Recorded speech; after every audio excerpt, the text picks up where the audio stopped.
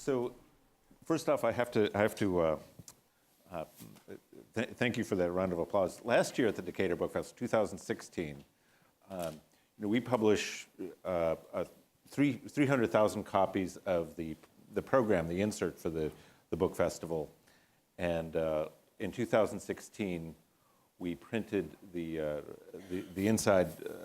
The middle page is the centerfold is a list of all the vendors and exhibitors at the festival.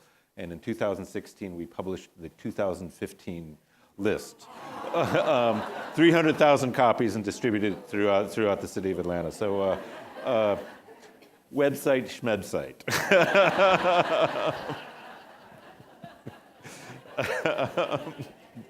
But thank you all for that acknowledgement. So, The Hidden Light of Northern Fires is the story of the town of Townline, New York, which is the only place north of the Mason-Dixon to secede from the Union. And it did in fact secede. I oftentimes say, I'll tell you when I start lying. There's a lot of this is a novel. It's fiction, but there's a lot of factual basis behind it. This is. I'll hold this up. I doubt that you all can see it, but this is the shoulder patch for the Townline Fire Department, and it says, "Last of the Rebels, 1865 to 1946, Townline Fire Department, Townline, New York." And there's a crossed U.S. and Confederate flag on it. Townline, New York is 15 miles from the Canadian border, just outside of Buffalo, New York. And it did, in fact, secede from the Union, although Townline could also use a copy editor, because it seceded in 1861, not 1865. The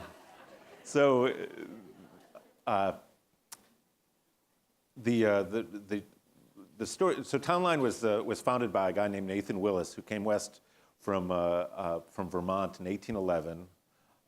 He built a sawmill and built a barn and a house and raised a family. And in 1858, he sent his daughter Mary Willis off to Alfred University, which is only 60 miles to the southeast of Townline. Alfred was only the second school in the country, only the second college in the country to accept women on a co-ed basis, the first being Oberlin. Mary Willis came back the next spring and started running an underground railroad station in her father's barn, and in the middle of a town that seceded just 2 years later. Now, Townline, in fact, did not rejoin the Union until 1946. They have that right on the patch. And when they rejoined, it was Mary Willis's elderly son, Herbert Pride Webster, led the vote back into Townline. And I think the vote was 100 to 22 to rejoin. Townline's a very small town. And so when Townline rejoined, while he was in that process, he also started converting the old barn behind the family house, the family farmhouse, into a house. And he started that process. He passed away soon afterward. His son continued that somewhat, and he eventually sold all the family land and the house and the barn to a family named Gibson. And in 1971, Mr. Gibson sold that complex, the barn and the house, to a Chinese immigrant and his wife, and those were my parents. I grew up in the barn. We moved into the half-converted house, half-converted barn, and it was an interesting childhood, so I grew up kind of hearing these stories of the secession, because this is what the fire department wore. But I also, there were rumors of this Underground Railroad station, this house being on the Underground Railroad station, but we never really heard any details. I never heard the name Willis or anything like that growing up. And in upstate New York, the idea of your house being on an Underground Railroad station is roughly the equivalent in the South of, what the heck? Is that me? Did I? Anyway, the idea of your house being on the Underground Railroad station is roughly the equivalent of the in the South of your grandmother's great-grandmother's silver being buried somewhere in the backyard. You know, everybody tells the story that the number of it certainly happened, but the number of times that it's actually true is somewhat less. I left Town Line in 1981, and I went to college fairly soon after that. And after I graduated from school, I came south and I started working in public radio. And I had this is before I started the book festival, and I used to at one point I used to drive around the South and interview Southern authors, which is a really nice gig if you can get it. And I'd go in and put a microphone on, James Dickey or Charles Frazier or Barry Hannah, and you'd interview them for an hour. And because they're classic Southern gentlemen, or they have that Southern grace, they would turn to you after talking to themselves for an hour, and their instinct is always to say, "Well, tell me about yourself. What's your story?" And I would always say, "You know that bumper sticker that says Lee surrendered, but I didn't? So that's my town." And it's 15 miles outside of Canada. And so I tell them, a little bit about Town Line, and they would always ask the same question, which is why? Why does a town, on the Canadian border secede from the Union? And I never had an answer for it. So in that process, I start the festival, and I get kind of tired of not knowing an answer for that question, and I start doing a little bit of research. And I find the New York Times articles on Town Line's reunification and secession and all that other stuff. But then one day I typed in, this is about 11 years ago, I typed in my old home address, and nowadays if you typed in an address, you'd find out how much the house is worth on Zillow. But then I typed it in, and and what popped up was an oral history of the Willis family, a PDF that somebody had this woman, Judy Willis, had written, and it told of the Willis family. It told of Nathan Willis founding the town, of Mary Willis running this Underground Railroad station, and it told of her brother Leander, who had joined the Union Army, led 25 recruits in, was given a commission, and then promptly quit the Army and left his friends left them in the Union Army and took off himself, only to rejoin but to rejoin the USCT, the United States Colored Troops, the Louisiana Native Guard. And it was a revelation to me, because suddenly the stories that you grow up with there's weight to them. There's this idea that they're true. I mean, we always had a sense there was something going on. If we would go down into you go to the front house, which we rented out to school teachers, and the school teachers would always tell us that the house is haunted. They'd see ghosts on the staircase and all that other stuff, which also I would rack up there with, Confederate silver in the backyard. But you'd go down into the cellar of the house, and you turn to your right there in the cellar wall. There's a 6-foot hole tunnel dug in the side of the wall. So you think, yeah, there's something going on, but it just didn't. You just don't know. anyway, so I find this history, and it's astounding to me. I oftentimes say if you grow up 15 miles from Buffalo, you feel like you're growing up 40 miles from nowhere. And but I suddenly had this sense that there's amazing stories in this house, this place I grew up in, and it sent me down a long rabbit hole of research, and I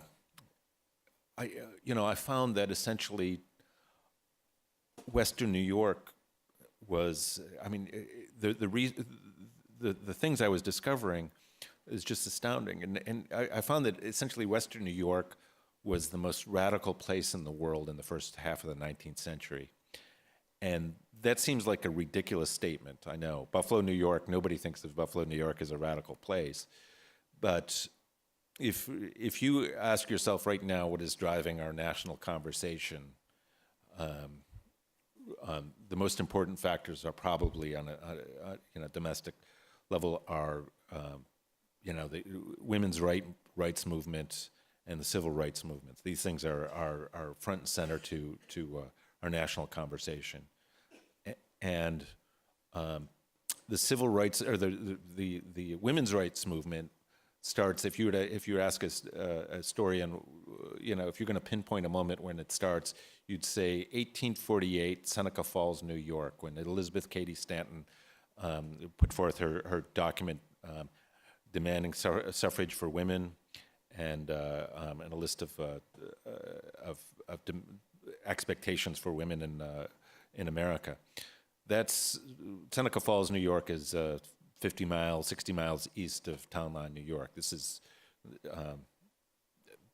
happening. This is the milieu. This is the culture that's happening in this place. If you ask yourself where the civil rights movement starts, there's a legitimate argument for it starting with Frederick Douglass. And Frederick Douglass publishes for 20 years in Rochester, New York, the North Star. This is the beginning of, this is the main voice for abolitionism in America for decades. That's right there, and that's the culture that's happening around this place.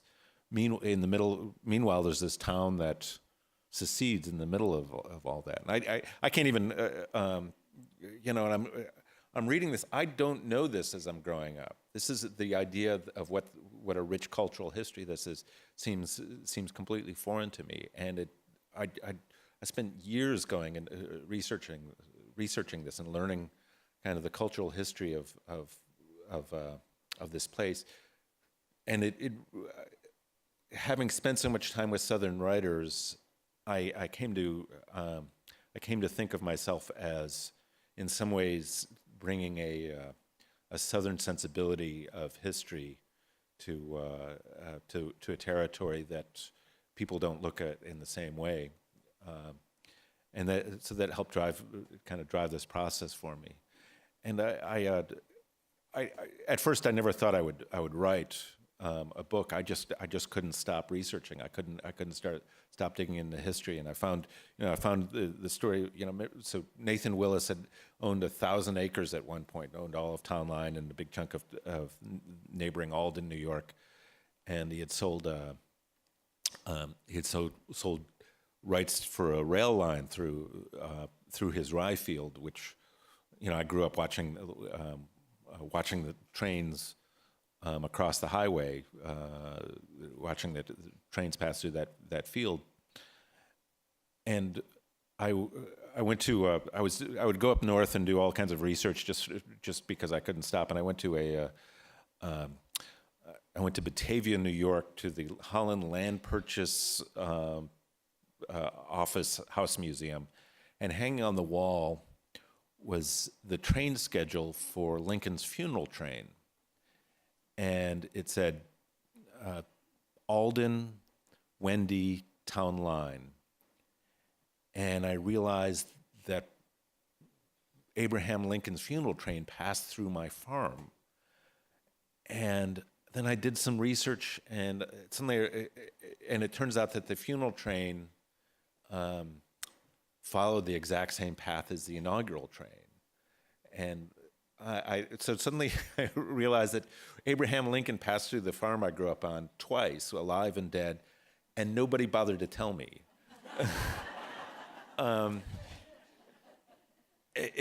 So I would I was talking about this the other day. So I would all this time I'm working on the book festival, and authors would come into town, and I'd go out drinking with them, and I'd always do the same thing. Don't do this. Don't do this. Trust me. But I would always say, I'd be drinking with Charles Frazier, and I'd say, Chuck, I've got a story for you. And the very patient authors would always look at me and say the same thing, and this is the truth. And he said, this is your story. You need to write this. And the idea of sitting down and writing 100,000 words seemed like the most intimidating project in the world to me. But after enough time passed, I finally decided that I really did have to write this story.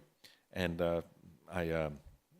so after about 3 years of just pure research, I sat down and started putting it together. And it was a great trip. It was a lot of fun, but it took me 7 years to get it done. And one of the interesting sidelights that we started talking about that kind of pinned it down for me was coming to understand that I asked myself after I don't know, 3 years of writing,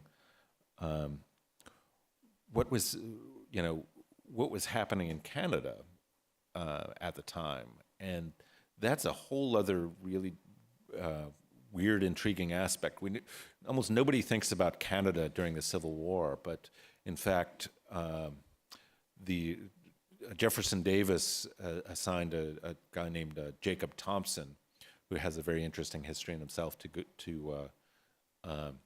go to Canada, funded him well, and to attempt to open a northern front on the Civil War. And Thompson sponsored a lot of what many would call terrorist raids across the Canadian border for over 2 years, from 1864, 63. And so I was able to kind of explore that aspect of Western New York's history as well, and it really kind of helped cement what was going on for me and drove me to finish the book. I usually read, but I've been told I'm not going to read it. But the idea of that. Specifically, the idea of that those trains passing through my farm are what drove me to finally sit down and kind of make it all come together. So that's a little bit about Hidden Lights, but I'm going to let Kelly tell you a real life astounding piece of history. I've been able to spend some time with Kelly's book over the last few days, and it's a really terrific read. I hope you. I'm looking forward to hearing what she has to say.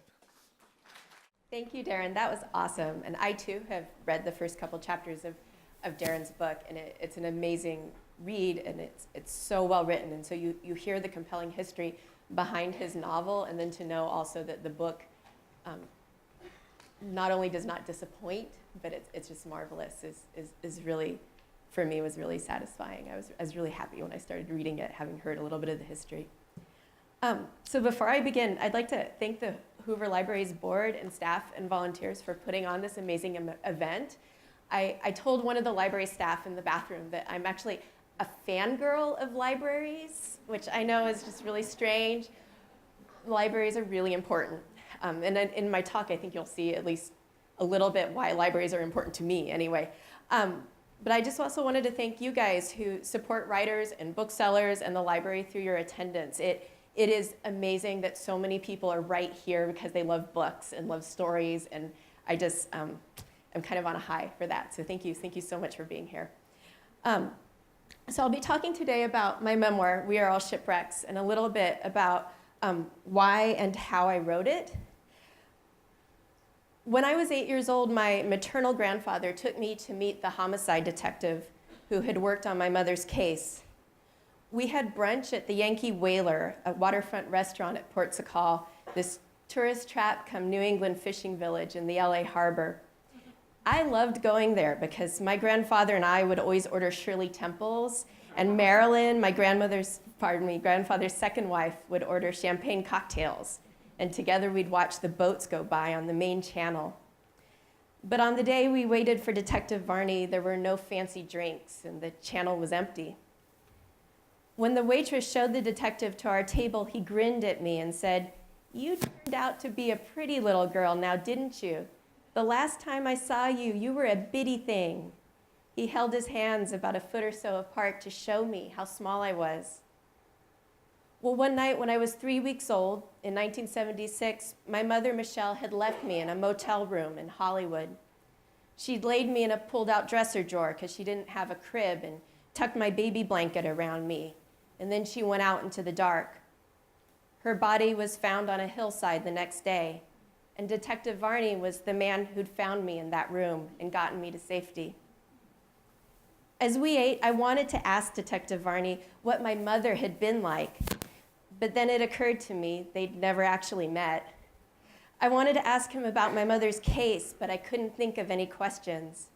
Besides, I knew all the important ones anyway. How had she been killed? She'd been strangled. Who'd killed her? We didn't really know. We thought maybe it was the hillside stranglers, but there was no evidence. There was nothing for sure. My grandfather had told me all of this, the truth about my mother's death, only a week or so before. Any other questions seemed excessive, nosy, like those people that slowed down on the 405 freeway to look at car crashes. Before long, brunch was over, and we were in the car headed home. I never understood why my grandfather took me to meet the detective when I was so young. But later, as I was writing this book, I asked Marilyn about it. She said the brunch wasn't for me at all, but for the detective. Detective Varney had worked on the Manson family murders, the Hillside Stranglers, and Robert Kennedy's assassination, plus hundreds of other nameless cases like my mom's. My grandfather knew the detective had mostly seen the unhappy endings. The wives made widows, the children made orphans. My grandfather wanted to show the detective a happy ending. Me, I was the happy ending, still in school and loved and doing okay. I'd never meet the detective again, but I'd think of him often, all through my childhood. The man who could answer the questions I couldn't think of then, but which would haunt me the rest of my life. Why was my mother living in a motel? Did she want me? Did she love me? What happened to her? Who killed her? And what did that make me? Who was my father? Where was he? Where did I come from? So when I began writing my book, this is where I began, with that meeting with the detective, with those questions. It would take me a little more than 10 years to find out the answers and to write this book. And I began that process at a library, a little bit like this one. I sat myself down at a microfilm viewer, and I read the Los Angeles Times front to back, articles big and small, from a few days before my mother's death to a few days after. My mother's body was dumped less than a mile from the LA Times building, but her murder didn't even make the paper. Because there was nothing, I decided to call the LAPD Cold Case Division. I called from work, and as the phone rang, I started shaking so badly I had to hold on to the receiver with 2 hands. I was prepared to talk to some calloused bureaucrat, some burned-out detective who didn't care about a case so old. But the woman who answered the phone was kind. Her name was Detective Vivian Flores. Because my mom's case was unsolved, it is still technically open, so she couldn't tell me many details. But she could read me the case summary, this photocopy of a summary the detectives wrote when they determined this case wouldn't be solved. And they keep them in books that they call murder books. And so she went away from the phone to go get the murder book, the death book, and I heard her clunk it down on the table over the receiver, and it sounded really heavy. So she read me the case summary. My mother was a Hollywood prostitute who lived in that motel room with friends. One night they were short on rent, and so she went out to turn a trick to get that money to keep that humble roof over our heads. She didn't come back. Detective Vivian's voice shook as she read me that summary. She told me she wished she could be there with me. I cried during that phone call, not so much for what I learned about my mother, but for that detective's compassion and care.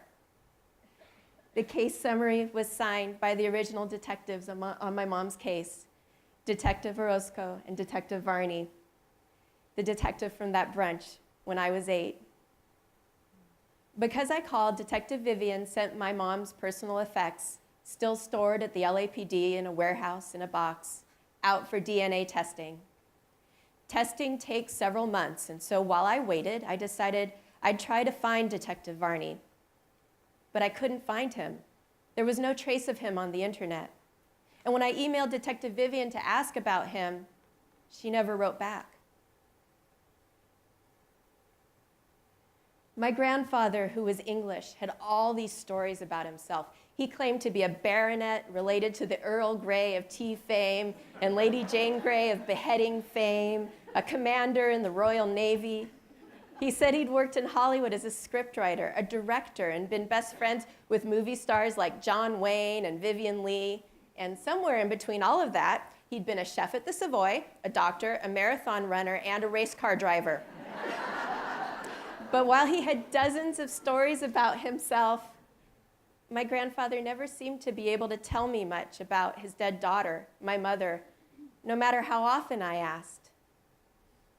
He did tell me a story about my birth father, though, whom I had never met, whose name I only knew from a death certificate.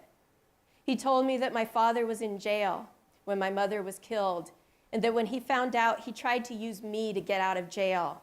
But he didn't want to get out of jail to take care of you, my grandfather said. He didn't give a shit about you.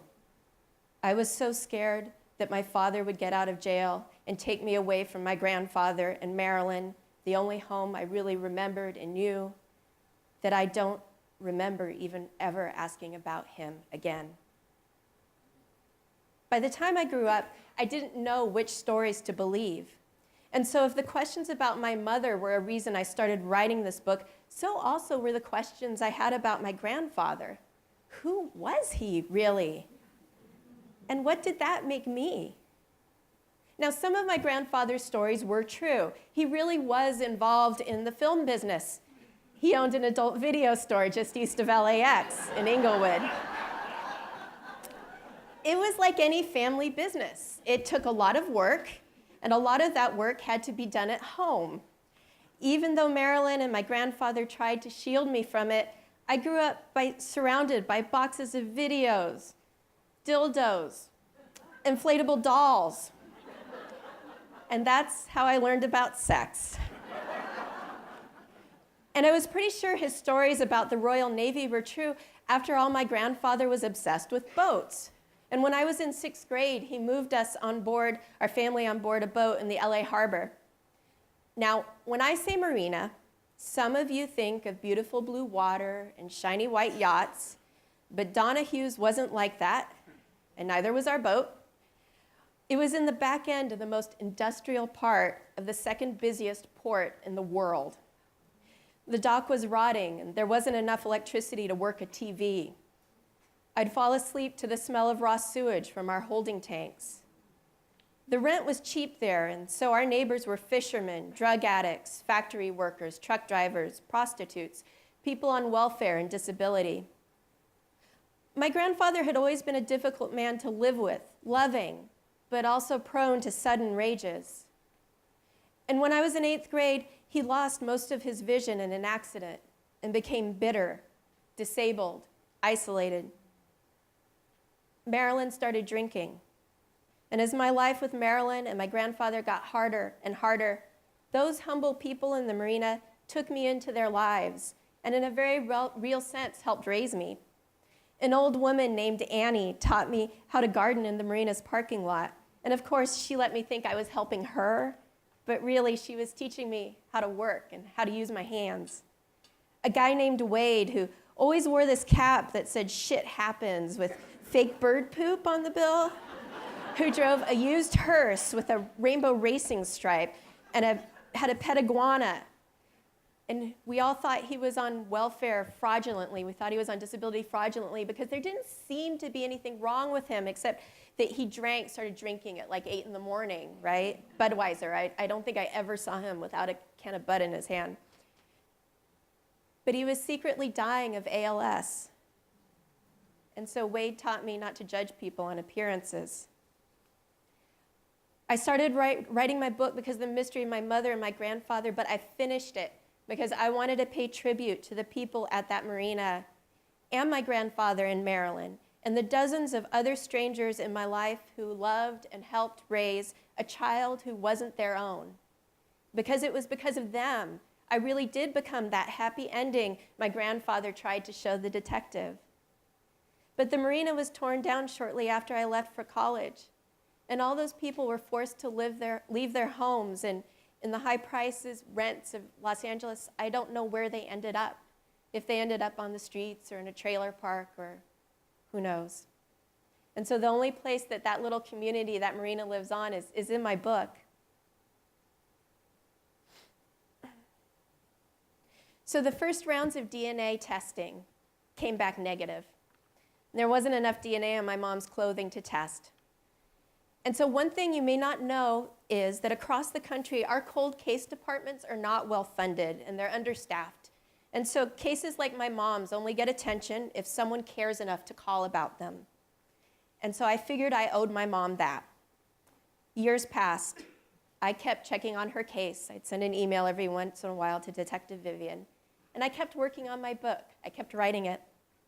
And in those years, I had my first baby, which changed as it does, right? Everything you think you know about the world and life. And it changed how I thought about my mother.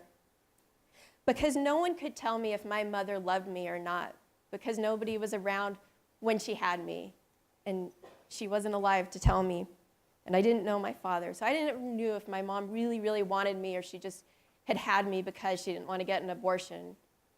But when I had my first baby and I was there the night I had given birth to her, all on my own, just her and me nursing, I was flooded, as you are when you have a child, with love. It's a hormonal response, but it's so, so real. There's nothing, it's not just physical, right? I love that baby so much, and I realized because I was holding her how much my mother loved me. She didn't have a choice. It was determined for her by that hormone rush. She loved me so much. And I started crying to know she only had 3 weeks of that love. And I started to understand what an act of bravery it was for her to have me, and that she was selling herself to look after her baby, just as I would have sold myself to look after my baby. I would have done anything, and she did anything, and she died because of it. So after a couple years, Detective Vivian left for another department, and I got a new detective. Detective Elizabeth Camacho was assigned to my mom's case. And she sent my mom's case affects out for testing again. And I should say that Detective Elizabeth knew something that I didn't know about my quest in my book, although I was getting inklings because now I had a baby.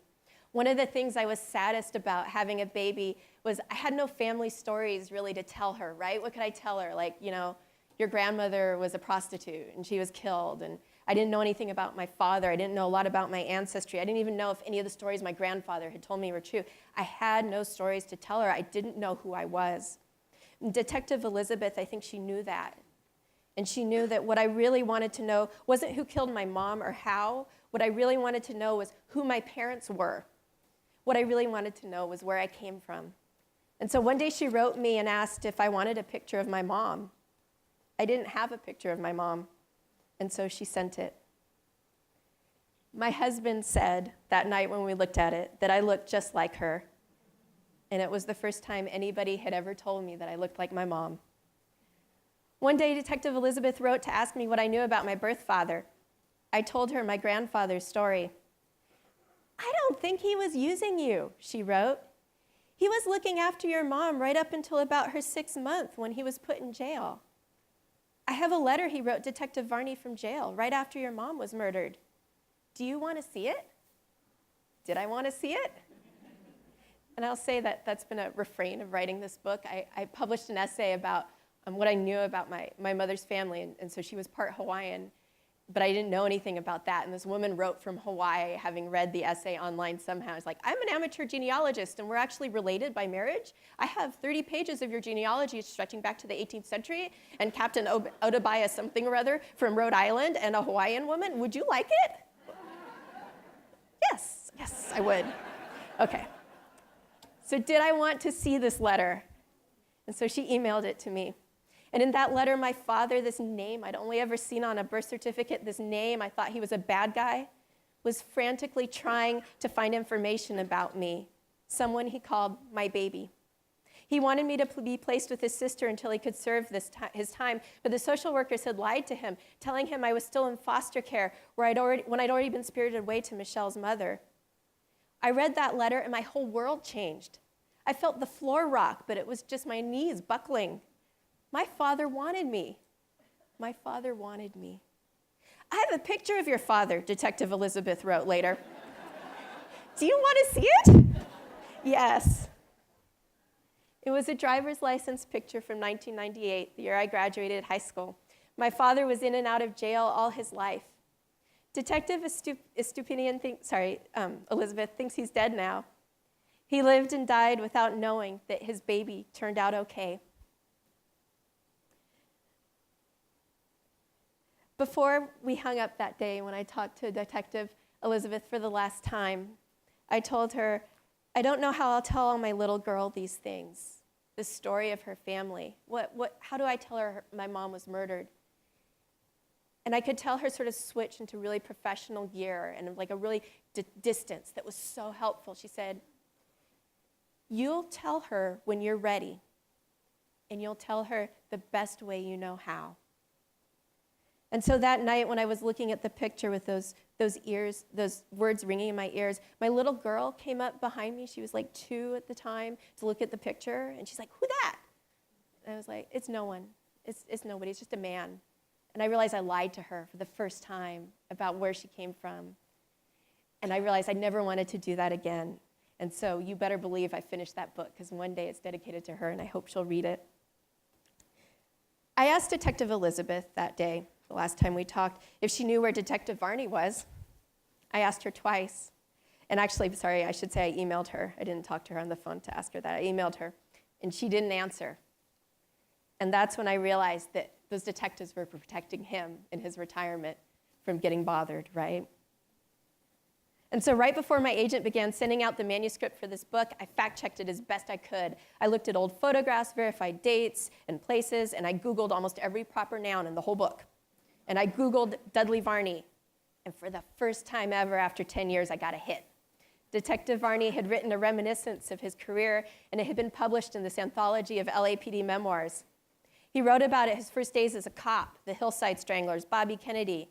And he wrote about investigating a woman's body on a hillside, about finding her little baby girl nestled in a drawer, how he had brunch with that girl 8 years later. Daren talked about the amazing weight of finding out that your family stories are true. I so related to that, right?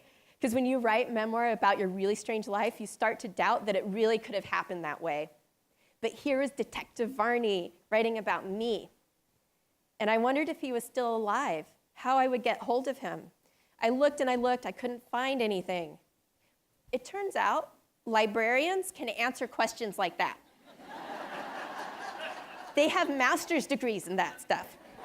And so my local librarian, and because I work at a university, happened to be a university librarian, found 5 possible addresses in less than an hour.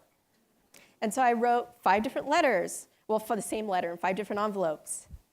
And one got there, and he had his daughter call me back because Detective Varney was dying. He remembered me, and he remembered that brunch. And his daughter said, "That brunch that your grandfather arranged," she said, "that was a really nice thing to do. My dad's job wore on him, on all of us.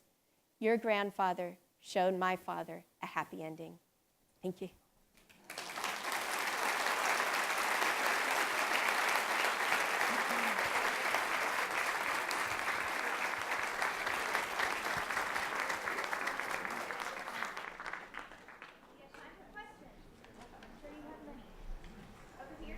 I have one for Kelly. How did you get from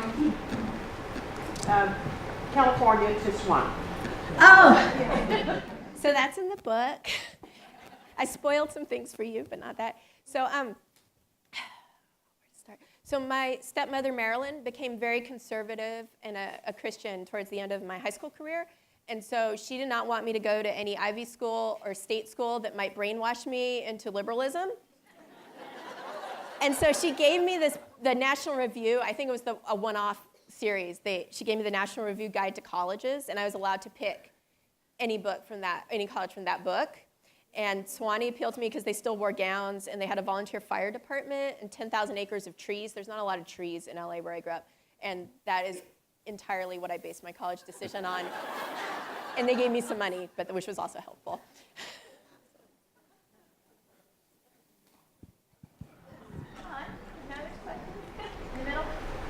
I don't have a question, but I'm from that area, and Secret Reports of Call just makes me laugh because my parents used to sit out and watch the boats with us too. So that was cool. Thank you. Do you know that they're tearing Ports of Call down? They're like making something out of it. Yeah, it's probably time for it to be torn down, but it was sad. It was totally cheesy. Thanks. Why did Town Line secede from the Union? Good question. So, Town Line, there's very little documentation from the actual secession when it happened. So, a lot of it's conjecture. But when the reunification happened, it was just 80 years after the war. That point, it was there was some oral history around that, and folks talked about it being around draft dodging, actually.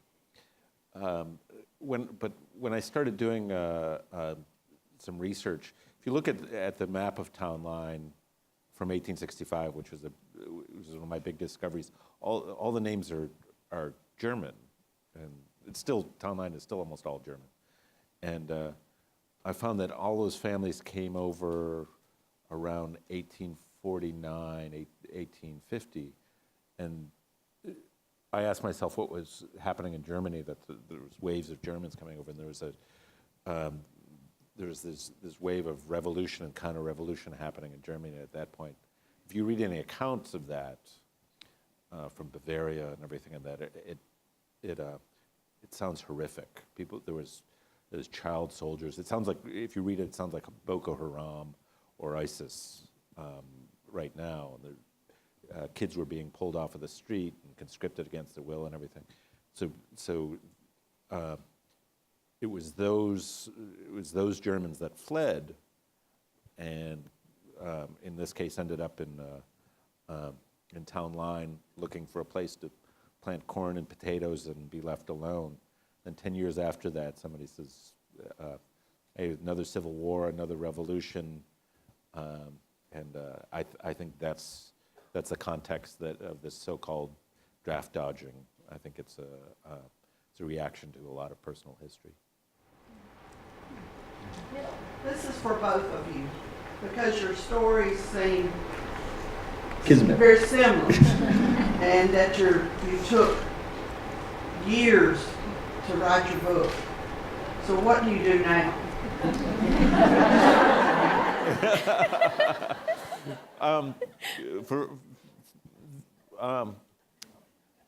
For me, the thing is that the richness of that history of that place is, I could list 20 things that I want to explore and write about. Without even working on it. So I'm going to right now, I would say I'm going to be the Southern writer writing about upstate New York. I don't know, but I don't know how that works. But there's a lot of things that remarkable things that I want to explore. So I'm blessed that I work as a college professor, and so every 5 or 6 years we get a paid semester of leave just to do our research. And if you are willing to live half salary for a whole year, you can have a whole year at half salary. And I am moving my family, so we will not have my husband's salary, to Durham, England for a year, where there's a cathedral, and it's almost 1,000 years old, and it's got 2 saints buried at it. And one of them on this side is cuddling a third saint's head in the crypt. Don't ask me why, I guess I'll find out. And so, but it's Durham Cathedral, and it's just this rich place, and I've always been fascinated by English cathedrals. I'm an Episcopalian, which is a branch of the Anglican Church. So I'm gonna go write something called an Immersion Memoir, which is where you put yourself in a new place or a new subculture, a new job, just to write about it. And so part of the trick is, you know kind of what you're gonna write about. I'm gonna write about the cathedral and the people there, like the bell ringer and the janitor, you know, the boy choir, the priest. But you also don't know what you're going to write about, because part of it is the experience of you changing and what happens when you put yourself in this new situation, which for us is going to be living on 1/2 salary in a foreign country with 2 small children. So I think I scared my church. I told them, you never know, Ben and I might get divorced during the middle of this, which is not true. We're not going to. But yeah, so that's what I'm going to work on, is a book on Durham Cathedral. Have you thought about living on a boat while you're there? Yeah, no. Well, so the funny story is, so my grandfather told me all those crazy stories about, you know, being descended from the Earl Grey, but actually through my research for the book, found his ancestral home village. He was not noble, big surprise. And it's actually about an hour, maybe 45 minutes away from Durham. I've been there a couple times. The cutest little village you could ever ask for. So yeah, kind of, it does connect somehow. But no boat. In the back? I have a question for Daren Wang. So what was the intention of your town leadership when it seceded? Did they want to be part of Canada? Did they want to set up their own government and monetary system?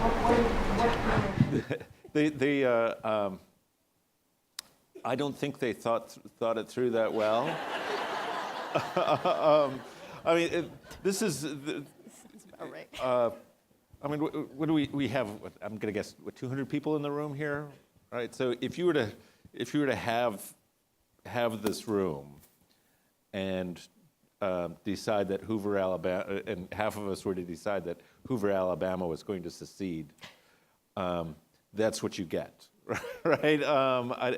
Unless you, and then you add the fact that you're all, everybody in the room would be farmers with limited English-speaking capabilities, and so there was never there's never any record of a currency being made or anything like that. The secession was largely forgotten, I think, fairly soon after the war, if not during the war, and the people, a lot of. If you look at the main thing that we have to kind of document is what was said in 1946 during the reunification, and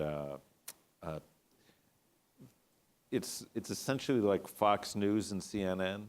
So there's this whole segment of people that are talking about claiming an alignment with the Confederacy and all this other stuff, and then there's these other folks that are saying it was about draft dodging and all of that, but the fact that if you also see, nobody had a Confederate flag. When they reunified, it was a big publicity stunt in essence, and Hollywood sent out some Cesar Romero and an actress named Martha Stewart. It's not that Martha Stewart. To count the, as a matter of fact, this Martha Stewart lives not far from because I've looked her up on not far from Long Beach. Oh, cool. Anyway, so they there's these competing narratives to it, but there's nothing to indicate that a bunch of German immigrants would have aligned themselves with the Confederacy and, or really had any plans other than not sending their kids to war.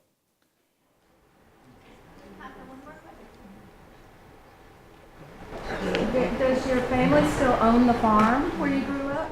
No, we moved out in 1981 and moved closer into Buffalo in a nice suburb, in a house that was, I believe, 10 years old, and had nothing interesting in the basement besides a pool table. But I've been back to Alden. I did a lot of research there, and I've been back to Alden and Town Line, and kind of had interesting adventures there. But it's nice.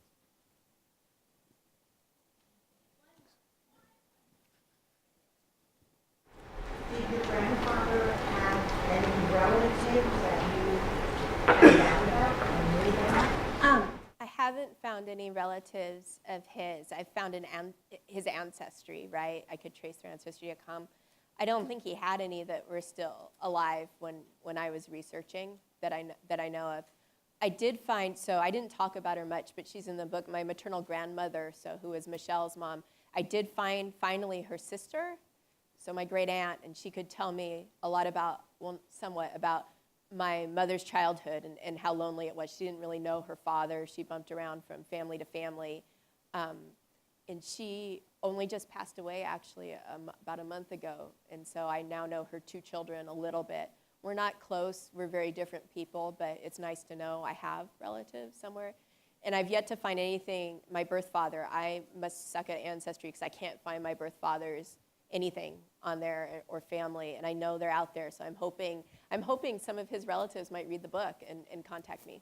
So I should ask my librarian. Duh.